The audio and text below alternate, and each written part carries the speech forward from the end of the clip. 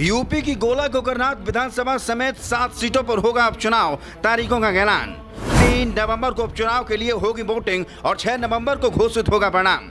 BJP विधायक के निधन से खाली हुई थी सीट। अब देखिए किसके पक्ष में दिख रहा है माहौल। बीजेपी और सपा में होगा कड़ा मुकाबला, लेकिन खेल खराब करने की कोशिश में दिख रही बीएसपी।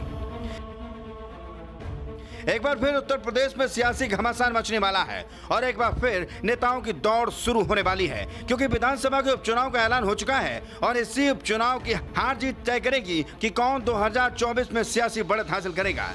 उत्तर प्रदेश की गोला गोकरनाथ विधानसभा सीट समेत 7 विधानसभा सीटों पर उपचुनाव के लिए वोटिंग होगी और जो भी नतीजे सामने आएंगे वो सियासी दलों की मजबूत की सच्चाई पेश करेंगे। बताएंगे कौन कौन सी सीट पर चुनाव होने वाला है। बात करते हैं कि कौन सी सीट से किस दल की जीत के समीकरण और कौन बाजी मार सकता है। लेकिन पहले बात करेंगे उपचुनाव के कार्यक्रम की। दरअसल उत्तर प्रदेश की गोला गोकरनाथ विधानसभा सीट पर उपचुनाव का ऐलान सोमवार को हो गया है। गोला गोकरनाथ विधानसभा सीट लखीमपुर जिले के तहत आती है। यहाँ 3 नवंबर को वोटिंग हुई, जबकि 6 नवंबर को वोटों की गिनती की जाएगी। चुनाव आयोग ने सोमवार को इस सीट पर उपचुनाव कराने का ऐलान किया है।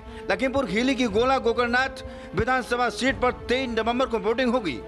चुनाव आयोग के ओर से जारी नोटिस में इसका ऐलान कर दिया गया है। 2022 की विधानसभा चुनाव में बीजेपी ने यहां जीत दर्ज की थी, लेकिन बीजेपी विधायक अरविंद गिरी का बीते दिनों निधन हो गया था, जिसके बाद से ये सीट खाली हुई है। लखीमपुर खीरी के गोला गोकरनाथ विधानसभा सीट से बीजेपी विधायक अरविंद गिरी का निधन हार्ट अटैक से हुआ था। अरविंद गिरी लखीमपुर खीरी जिले की गोला सीट से 5 बार विधायक रहे हैं। अरविंद गिरी सपा, कांग्रेस और बसपा से होते हुए बीजेपी में शामिल आए थे।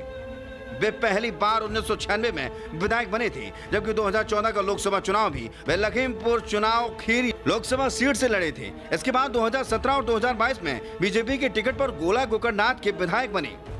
अरविंद गिरी के जाने से बीजेपी को झटका तो लगा ही, लेकिन बीजेपी वापसी की पूरी कोशिश करती दिख रही है। उम्मीदवार का ऐलान अभी नहीं हुआ है, लेकिन सपा और बीजेपी के बीच मुख्य मुकाबला होने की बात कही जा रही है।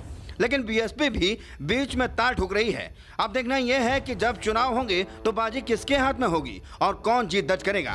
फिलहाल कयासों का दौर जारी है। Bureau report.